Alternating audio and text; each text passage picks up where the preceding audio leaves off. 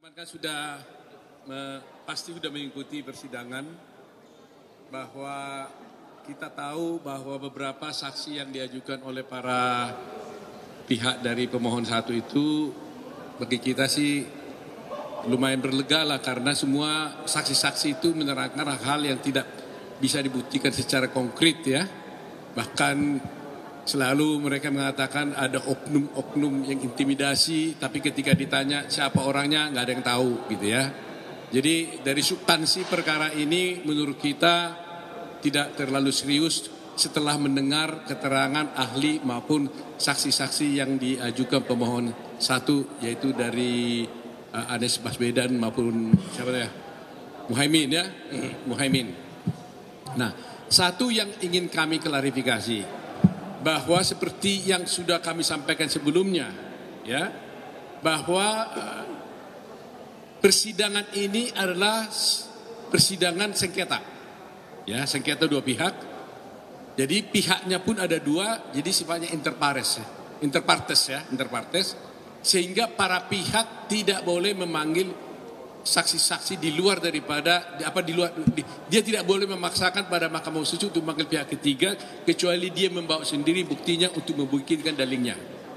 Nah, namun tadi seperti yang saya katakan kemarin, kalau Mahkamah Konstitusi yang berkeinginan untuk membuktikan untuk mendapat keyakinan atas bukti yang diajukannya, itu adalah keputusan daripada Mahkamah Konstitusi.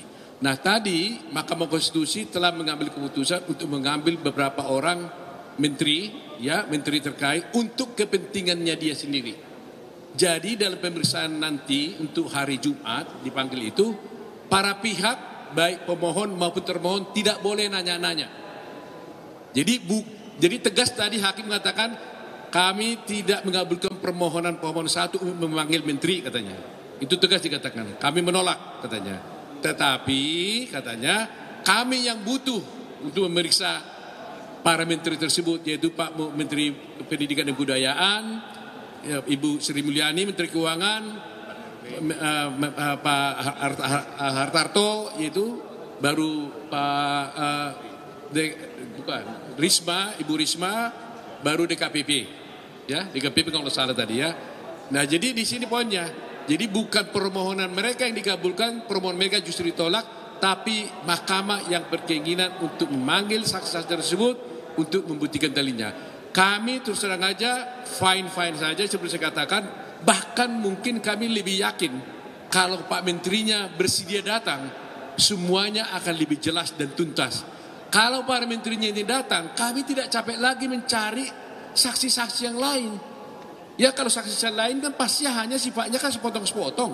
Tapi kalau sudah menteri menjelaskan, ya tuntas gitu loh. Jadi itu yang kami sampaikan. Jadi mudah-mudahan kalau mereka datang hari Jumat, para menteri ini bersaksi, kami masih akan mendapat posisi yang lebih baik karena semua menteri-menteri terkait itu akan menjelaskan yang sebenarnya, yang menurut kami tidak ada masalah dalam kasus ini. Silakan Hotman dulu lah. Siap-siap kamu punya TikTok, kalau gue yang ngomong langsung menarik. Persidangan hari ini saya melihat Bambang Wijananto dan Refri Harun, kuasa dari 01, bagaikan pungut merindukan bulan. Dia mau membatalkan suara 90 juta lebih dari 02. Dia membawa 9 saksi fakta, tapi 2 dari saksi fakta itu hanya mempersoalkan, satu mempersoalkan 300. Dia mengatakan ada pencoplotan suara 300 di dalam kamar, tapi dia tidak tahu nomor urut berapa yang dia tusuk. Dia hanya bilang kayaknya di tengah katanya. Itu nggak bisa. Jadi yang 300 gugur. Ya, dan juga dia nggak tahu siapa yang coplos. Kan untuk hukuman harus jelas. Ya, bukti bahwa pungut merindukan bulan yang kedua. Satu lagi saksinya mengatakan ada 2 suara. Bayangin, 2 suara dipersoalkan melawan 90 juta suara. Tadi setelah ditunjukkan oleh Ketua KPU ternyata dia nyerah.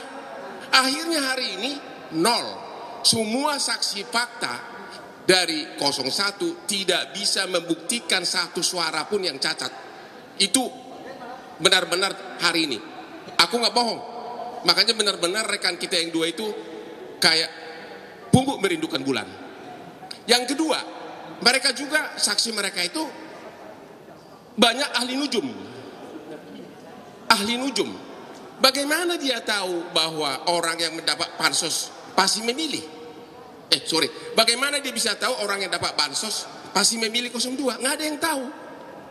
Buktinya Sumatera Barat, Aceh juga dapat bansos tapi kalah 02. Di luar negeri orang berpendidikan tidak ada bansos, mayoritas di luar negeri menang 02. Tapi yang paling utama, persidangan hanya bisa membuktikan bahwa bansos membeli suara kalau ada bukti.